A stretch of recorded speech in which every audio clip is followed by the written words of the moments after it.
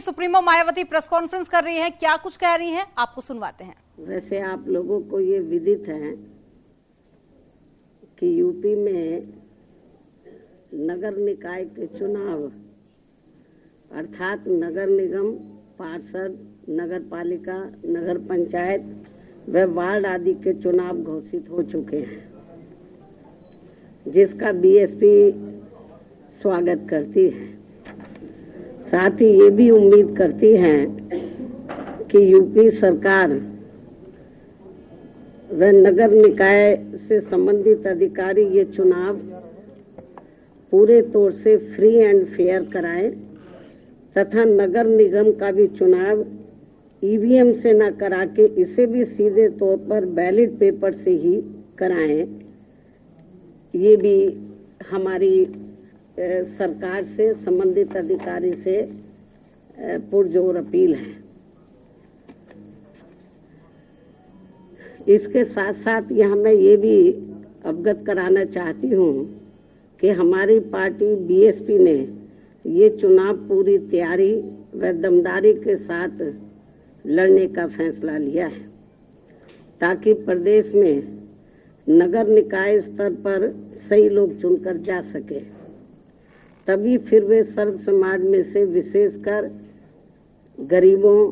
मजदूरों, दलितों, आदिवासियों, पिछड़े वर्गों, मुस्लिम व अन्य धार्मिक अल्पसंख्यक समाज के लोगों के हितों का हर मामले में प्राथमिकता के आधार पर पूरा ध्यान रख सकते हैं, क्योंकि बीएसपी ही इन वर्गों के हितों के मामले में केवल एकमात्र ऐसा मंच व प्लेटफार्म है जो परम पूज्य बाबा साहब डॉक्टर भीमराव अंबेडकर की विचारधारा एवं मूवमेंट से जुड़कर इन वर्गों के हितों में पूरी ईमानदारी व निष्ठा से लगा हुआ है, जिसके लिए बीएसपी के जन्मदाता एवं संस्थापक मान्यवर श्री कांशीराम जी ने अपनी पूरी जिंदगी समर्पित की है, जिसे नजरअंदाज नहीं किया जा सकता है। तथा मेरे नेतृत्व में ये पार्टी इन तमाम वर्गों के लोगों को अपने पैरों पर खड़ा करने के लिए बराबर संघर्षशील व कटिबद्ध भी है। हालांकि चुनाव के बारे में आप लोगों को ये मालूम है कि काफी लंबे इंतजार के बाद अब यहाँ यूपी नगर निकाय चुनाव होने की तारीख घोषित हुई है, जिसके तहत, जैसा कि मैंने आपको बताया कि जिसके तहत प्रदेश के सभी नगर निगम, पार्षद, नगर पालिका, नगर पंचायत व वार्ड आदि के चुनाव होने हैं, जिसमें लोग अपनी जरूरत व सुख सुविधा आदि के हिसाब से अपने क्षेत्र के विकास पर काफी कुछ ध्यान दे सकते हैं, तथा जिसके लिए केंद्र व राज्य सरकार द्वारा संविधान व कानून के हिसाब से धन उपलब्ध कराए जाने का भी प्रावधान है। लेकिन यह खास ध्यान देने की बात ये भी है कि चुनाव में एससी, एसटी, ओबीसी व महिलाओं आदि के लिए जो आरक्षण की व्यवस्था की गई है, तो उससे इन वर्गों के लोग पूरे तौर से सहमत नहीं हैं, क्योंकि इस चुनाव में इन लोगों के लिए आरक्षण की जो भी सीटें आरक्षित की गई हैं, तो उसमें काफी नियमों को ताक पर रख दिया गया है, जिससे जाहिर होता है कि यहाँ सत्ताधारी पार्टी बीजेपी इस चुनाव में हर स्तर पर अपना राजनीतिक स्वार्थ साधने में लगी है, ताकि इसका काफी कुछ फायदा इसके बाद देश में होने वाले लोकसभा चुनाव में इस पार्टी को यहाँ मिल सके। लेकिन यहाँ खास ध्यान देने की बात ये भी है कि यहाँ के गरीबों के लिए विभिन्न कल्याणकारी योजनाएं तथा बेरोजगारी के इस दौर में दैनिक मजदूरी करके अपना पेट पालने की योजनाओं के धन में भी कटौती व भुगतान में देरी आदि करके जो यहाँ स्थानीय रोजगारों की दुर्दशा बना दी गई है, वह भी किसी से छिपा नहीं है। इसलिए ऐसी स्थिति को बेहतर बनाने के लिए यहाँ निकाय स्तर पर जागरूक, योग्य व ईमानदार जनप्रतिनिधि चुनने की जरूरत है, जिसमें खासकर गरीबों, दलितों, पिछड़ों एवं अन्य उपेक्षित वर्गों तथा अकलियतों आदि को भी अपनी अहम भूमिका निभानी होगी, जिनके कुल मिलाकर वोट यहाँ काफी ज्यादा बन जाते हैं और इनको इस चुनाव में भी विरोधी पार्टियों के सभी साम दाम दंड भेद आदि हथकंडों से सावधानी बरतते हुए व खासकर सत्ताधारी पार्टी बीजेपी के किसी भी दबाव व लालच आदि में न आकर अपना वोट करना है। इसके साथ ही यदि ये नगर निकाय के चुनाव सरकारी द्वेष, पक्षपात व अनुचित दखल अंदाजी आदि से मुक्त व पाक साफ होकर चुनाव की प्रक्रिया को सही से लागू करके कराए गए तो फिर इसका चुनाव का महत्व खासकर यूपी के नगर विकास व यहाँ के लोगों की उन्नति व स्थानीय स्तर पर रोटी रोजी में भी काफी सहायक सिद्ध हो सकता है। लेकिन ऐसा यहाँ अब तक होता हुआ बहुत कम ही देखने को मिलता है। फिर भी इस लक्ष्य की प्राप्ति के लिए सावधानी व समझदारी का सामूहिक प्रयास जारी रखना बहुत जरूरी है। यही वक्त की मांग है तथा यहाँ लोकतांत्रिक व्यवस्था का तकाजा भी है। इसके अलावा ये भी सर्वविदित है कि विरोधी पार्टियों में भी विशेषकर भाजपा के लोग सपा राज की तरह ही इस चुनाव को किस प्रकार से चुनौतीपूर्ण लेकर अनेकों प्रकार के हथकंडे अपनाने तथा हर प्रकार के जोड़ तोड़ आदि करने में ही लगे हैं, जिसके तहत अब यहाँ इनकी संकीर्ण राजनीतिक स्वार्थ की खातिर पसमानदा मुस्लिम समाज का राग आपना भाजपा व आरएसएस एंड कंपनी का नया सिगुफा बनकर लोगों के सामने आ रहा है, जबकि मुस्लिम समाज वास्तव में पहले मुसलमान हैं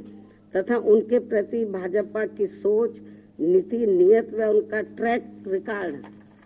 कितना द्वेषपूर्ण व घातक है ये किसी से छिपा नहीं है। साथ ही भाजपा के मुस्लिम समाज के प्रति नेगेटिव सोच का ही परिणाम है कि इनकी सरकार में भी वे लोग लगभग उतने ही गरीब, पिछड़े, त्रस्त एवं जान माल व मजहब आदि के मामलों में भी अपने आप को वैसा ही असुरक्षित महसूस करते हैं जितने वे कांग्रेस पार्टी के राज में करते थे। इस प्रकार मुस्लिम समाज का दलितों एवं अति पिछड़ों की तरह ही पसमानदा व उपेक्षित बने रहना अति दुखद ही नहीं बल्कि अति दुर्भाग्यपूर्ण भी है। वैसे वर्तमान में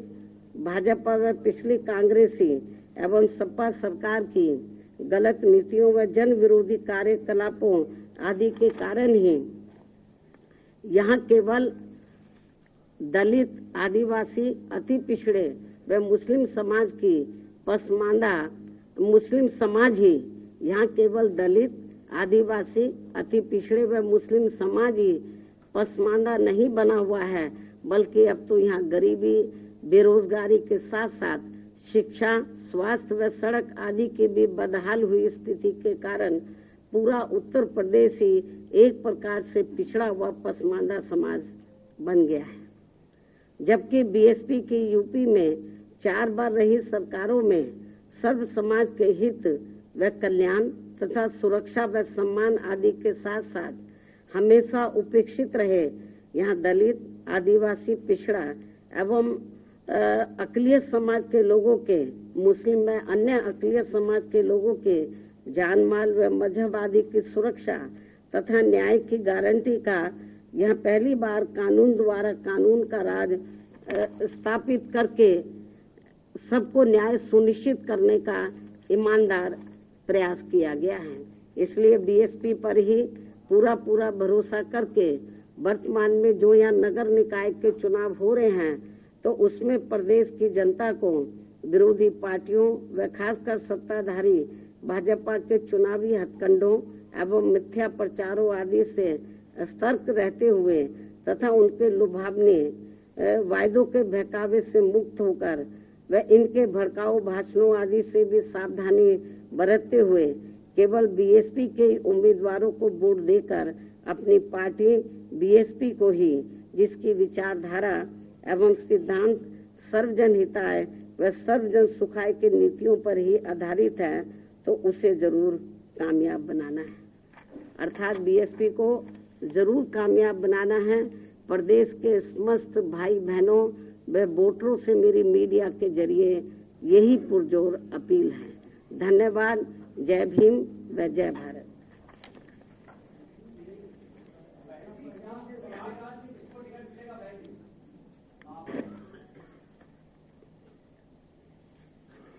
इस संबंध में आज मैं ये स्पष्ट कर देना चाहती हूँ कि प्रयागराज में पिछले दिनों श्री उमेश पाल की हुई हत्या को लेकर अभी तक मीडिया के जरिए जो भी तथ्य सामने आ रहे हैं या आए हैं, और इस हुई घटना में खासकर अतीक की पत्नी का नाम आते ही वह उसके फरार होने पर अब स्थिति बदल गई है। ऐसी स्थिति में अब हमारी पार्टी ना तो अतीक की पत्नी को और ना ही उनके परिवार के अन्य किसी भी सदस्य को वहां मेयर का टिकट देगी। इसके अलावा जहां तक अतीक की पत्नी को पार्टी में रखने व ना रखने का सवाल है, तो उनके पुलिस के गिरफ्त में आते ही जो भी इस केस को लेकर उनके बारे में तथ्य उभर कर सामने आएंगे, तो तब इसका भी जल्दी ही फैसला कर दिया जाएगा, क्योंकि हमारी पार्टी कानून से ऊपर नहीं है, अर्थात कानून का पूरा पूरा सम्मान भी करती है।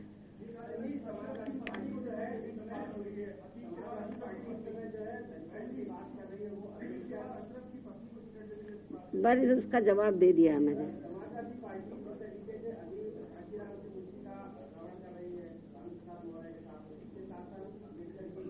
इसका जवाब मैं ट्वीट के जरिए दे चुकी हूँ। धन्यवाद।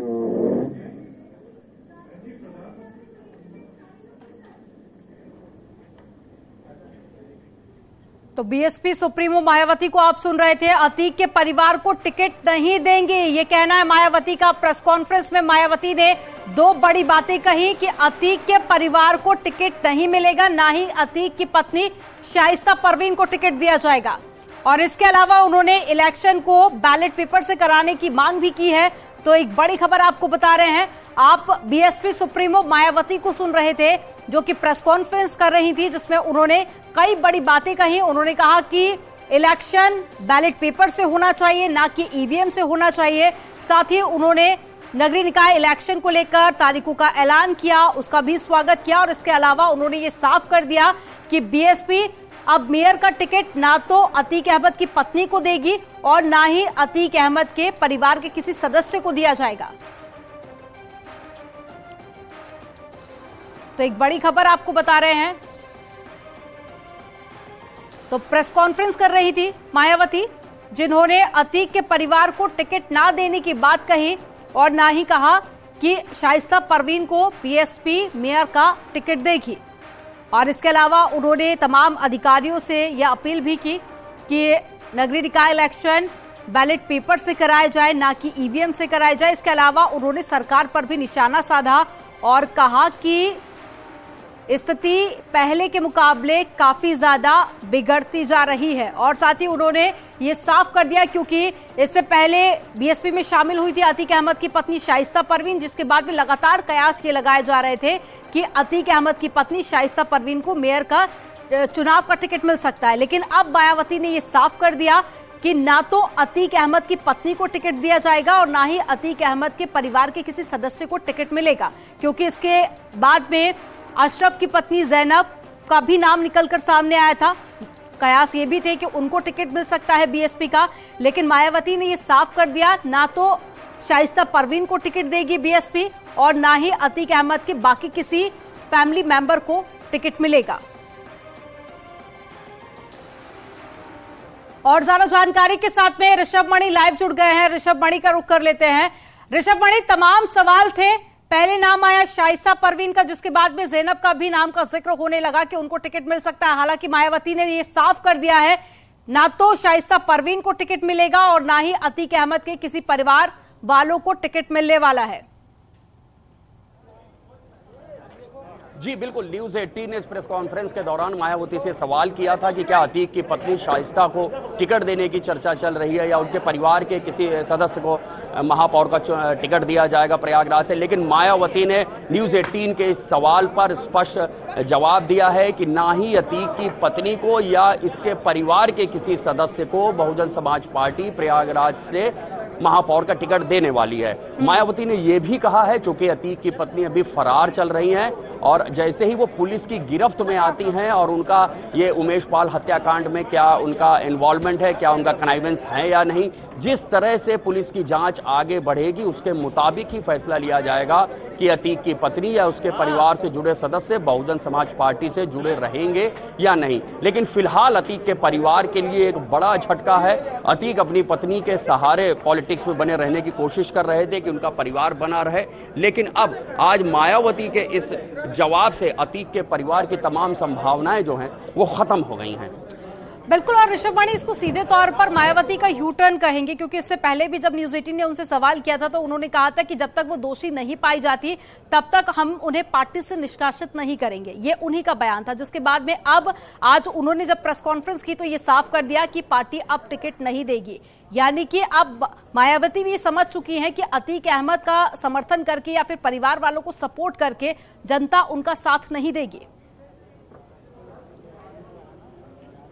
देखिए, मायावती ने बिल्कुल साफ कहा कि उनकी पत्नी, उनकी जो पार्टी थी वो इसलिए जानी जाती थी कि गुंडे माफियाओं पे हमने खूब कार्रवाई की है और इतना बड़ा ये शूट आउट हुआ है, उसके पत्नी का नाम सामने आ रहा है, उसको आरोपी बनाया गया, उसको 50,000 का इनाम उस पर रखा गया, उसको फरार घोषित किया गया है, लिहाजा अतीक की पत्नी को टिकट नहीं दिया जाएगा। और यह भी स्पष्ट कहा है कि उसके परिवार के किसी सदस्य को भी टिकट नहीं दिया जाएगा। जैसे कल से चर्चा चल रही थी कि अशरफ की पत्नी ज़ैनब उर्फ रूबी को टिकट दिया जा सकता है, तो ये बात सामने आ रही थी कि किसी न किसी बहाने से जब सारे दरवाजे खिड़कियां बंद हो जाएंगी तो एक रोशनदान जरूर खुलेगा और अतीक के परिवार का कोई न कोई व्यक्ति बसपा के टिकट पर प्रयागराज से महापौर का चुनाव लड़ेगा। लेकिन आज मायावती ने ये सारे कयासों पर पूर्ण विराम लगा दिया है। ना ही शाइस्ता या अतीक के परिवार से जुड़ी किसी भी महिला को, चूंकि वह महिला आरक्षित सीट है, टिकट नहीं दिया जाएगा। बिल्कुल, और ऋषभ वाणी एक बात और देखने वाली रही इस पूरी प्रेस कॉन्फ्रेंस में कि उन्होंने अधिकारियों से एक मांग भी की कि जो इलेक्शन है वो ईवीएम से ना कराकर बैलेट पेपर से कराया जाए। यानी कि इलेक्शन अभी नहीं हुए हैं लेकिन अभी पहले से ही मायावती ने सवाल उठा दिए ईवीएम पर। देखिए, ये उनकी पॉलिटिक्स का हिस्सा है और जाहिर सी बात है वो बड़ी सियासतदान हैं, मुख्यमंत्री रह चुकी हैं, वो अच्छी तरह जानती हैं कि उनको अपने वोटर्स में क्या मैसेज देना है। उनका जो वोटर है, जैसा माना जाता है कि वो कमज़ोर तबके से आता है, दलित वर्ग से आता है और वो ईवीएम के इस्तेमाल में असहज हो सकते हैं और ये भी कह सकते हैं कि एक सियासी पेशबंदी है, घेराबंदी है कि अभी तो चुनाव की खाली अधिसूचना जारी हुई, अभी तारीखों की घोषणा हुई और इससे पहले ही एक डिफेंसिव मेजर अपनाते हुए मायावती ने इस पर संदेश दे दिया है और ईवीएम के ऊपर सवालिया निशान भी उठा दिए हैं और बैलेट पेपर के जरिए चुनाव की बात कही है। बिल्कुल, तो सभी राजनीतिक पार्टियों की तरफ से अब तैयारी जोरों पर देखी जा रही है, क्योंकि एक तरफ मुख्यमंत्री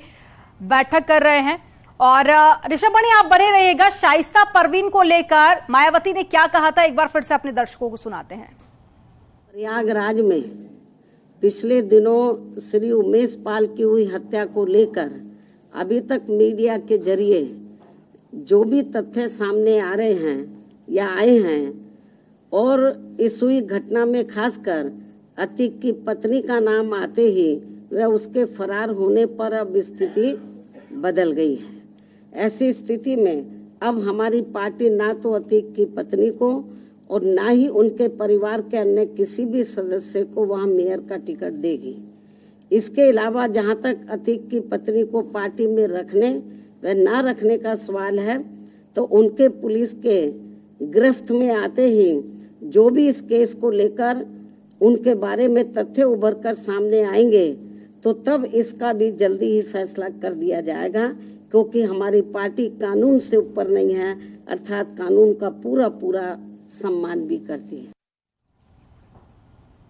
तो ऋषभ वाणी ज्यादा जानकारी के साथ में हमारे साथ में जुड़े हुए हैं। ऋषभ वाणी, एक बार फिर से हमने वो बयान सुनाया, मायावती ने जिस तरह से प्रेस कॉन्फ्रेंस की और साफ कर दिया कि शाइस्ता परवीन को टिकट नहीं मिलेगा, ना ही परिवार के किसी और महिला को टिकट मिलने वाला है। ऐसे में अगर हम बात कर ले अतीक अहमद के परिवार वालों की, तो लगातार जो मुश्किलें हैं वो अब बढ़ती जा रही हैं, क्योंकि एक तरफ सपोर्ट करने वाले भी अब कानून की गिरफ्त में हैं, तो वहीं दूसरी तरफ जिन राजनीतिक पार्टियों का सपोर्ट मिला करता था, अब उन्होंने भी पल्ला झाड़ लिया है। देखिए, कुछ समय पहले ही जब एक बार अतीक अहमद ने समाजवादी पार्टी में दाखिल होने की कोशिश की थी, तो एक बहुत ही चर्चित वीडियो हुआ था जिसमें खुद अखिलेश यादव ने मंच पर झिड़क दिया था अतीक अहमद को। फिर उसके बाद से वो बसपा में संभावनाएं तलाश रहा था, और जैसे शाइस्ता परवीन के नाम की पहले घोषणा की गई थी तो ये माना जा रहा था कि अतीक का परिवार राजनीति में बना रहेगा। लेकिन आज मायावती ने जो मूव लिया है वो कहीं ना कहीं से एक मैसेज देने की कोशिश की गई है कि अगर राजनीति में किसी भी पार्टी के टिकट पर कोई अपराधी प्रवेश पाने की कोशिश करता है तो उसके लिए अब काफी मुश्किल हो जाएगा। हालांकि अशरफ ने बीते दिनों ये बात जरूर कही थी कि वो एक पॉलिटिकल परिवार से आते हैं और उनके ऊपर जो भी आरोप लगाए जा रहे हैं वो राजनीति के चलते लगाए जा रहे हैं, इसलिए उनको फंसाया जा रहा है। लेकिन कितना भी बचने की कोशिश कर ले, लेकिन जिस तरह से कानून का शिकंजा उन पर कसता जा रहा है, बचना यहाँ पर नामुमकिन सा साबित होता है। तमाम जानकारी साझा करने के लिए बहुत शुक्रिया आपका ऋषभ मणि। और यहाँ पर रुकेंगे एक छोटे से ब्रेक के लिए। खबरों का सिलसिला आगे भी जारी रहेगा, आप देखते रहिए।